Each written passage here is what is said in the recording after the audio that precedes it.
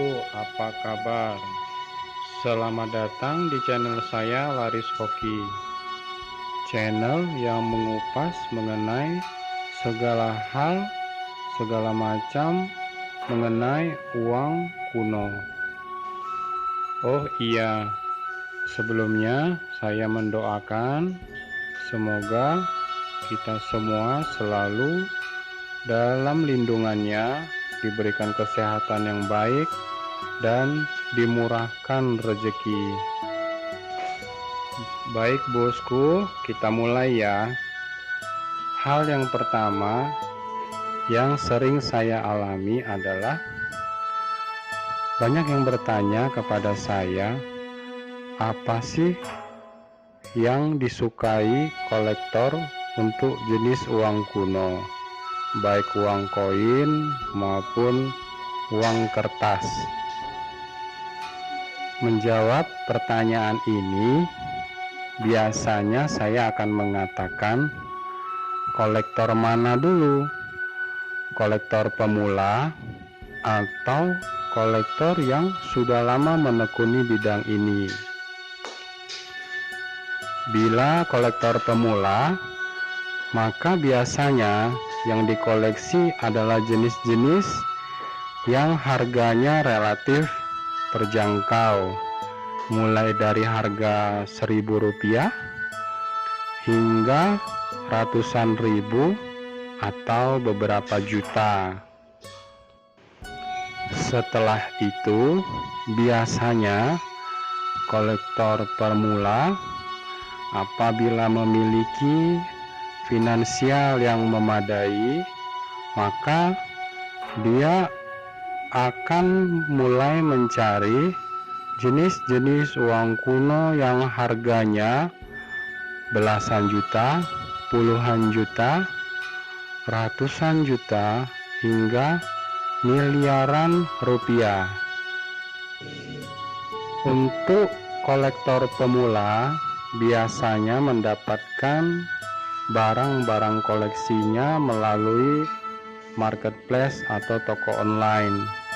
Bisa juga melalui grup-grup di media sosial. Untuk setiap jenis uang kuno tersebut yang dibeli, biasanya kolektor juga mengkoleksi tidak dalam jumlah yang besar. Cukup 1-5 keping atau 5 lembar saja. Yang dipilih adalah jenis atau kondisi fisik dari koin atau kertas tersebut yang bagus. Kalau kertas tidak robek, tidak berlubang, apalagi tidak lipat.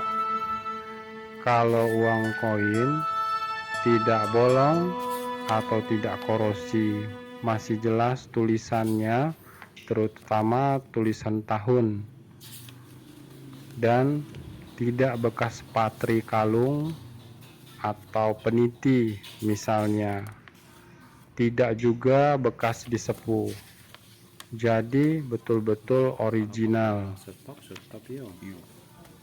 Untuk jenis uang kuno yang langka, yang mahal harganya mulai dari belasan juta, puluhan juta rupiah, hingga ratusan juta bahkan miliaran rupiah, itu biasanya didapatkan dari pergaulan atau grup dari para kolektor itu sendiri.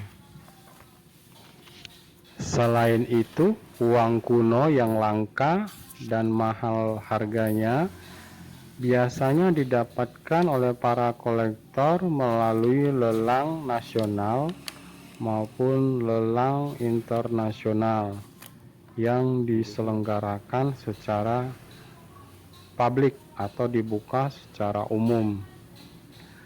Di sana biasanya akan ditampilkan aneka jenis uang kuno yang akan dilelang.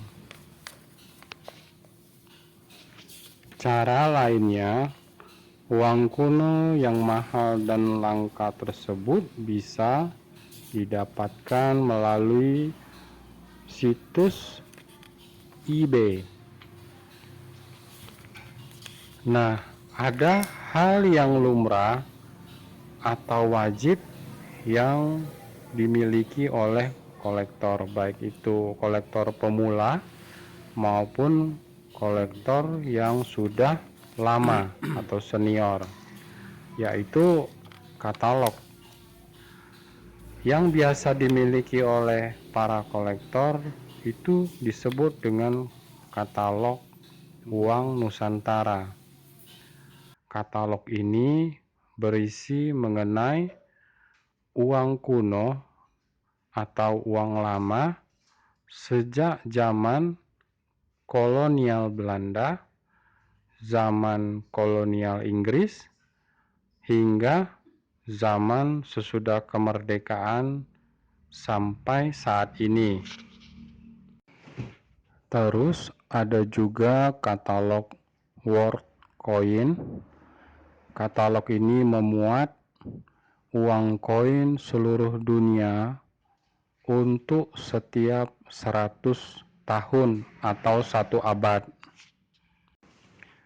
Kenapa kolektor biasanya memiliki katalog seperti ini? Dikarenakan di katalog tersebut memiliki informasi yang sangat lengkap mengenai uang kuno yang ingin dikoleksinya.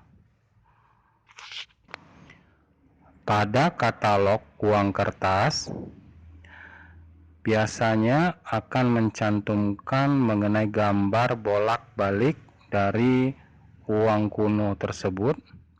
Pengaman berupa watermark akan dijelaskan gambar watermarknya seperti apa, apakah watermark gambar burung Garuda, gambar Bung Karno, kemudian dimensi dari uang kertas tersebut berupa panjang kali lebar, tanda tangan di atas uang kertas tersebut, kemudian percetakan yang mengeluarkan uang tersebut.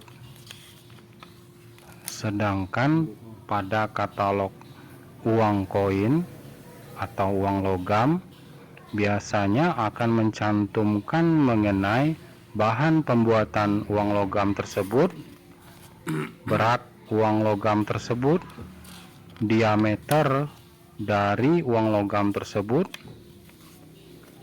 dan gambar bolak-balik serta gambar samping dari uang koin atau uang logam tersebut.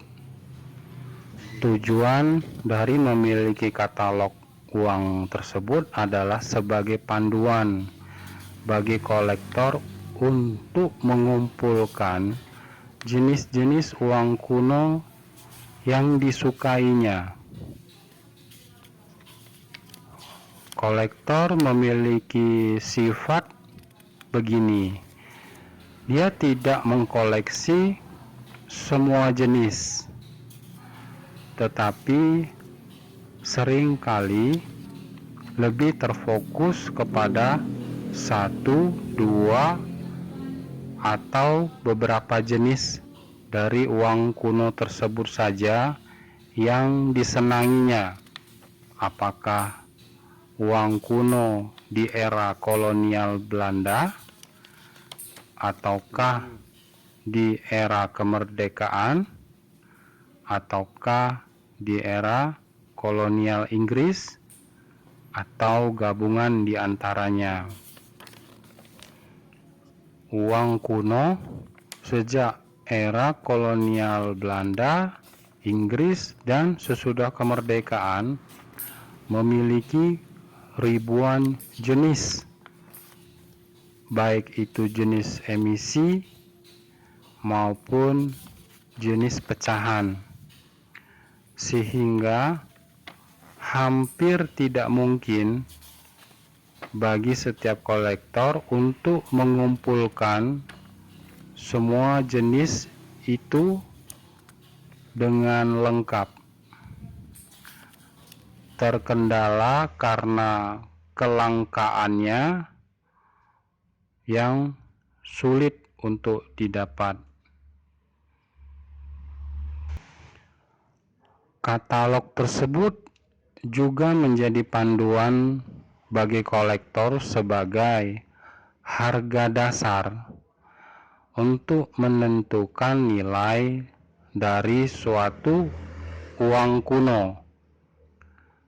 Jadi, misalkan ada yang menawarkan uang kuno yang seharga Rp1.000 dijual kepada kolektor seharga 100 juta, maka tentu saja itu tidak akan dibeli oleh para kolektor. Inilah penyebab kenapa banyak dari bosku yang menawarkan kepada kolektor uang-uang yang harganya murah, Rp2.000, Rp3.000 atau Rp5.000 ditawarkan seharga puluhan juta kepada para kolektor, itu tidak dibeli. Disebabkan karena bosku banyak melihat berita-berita yang bombastis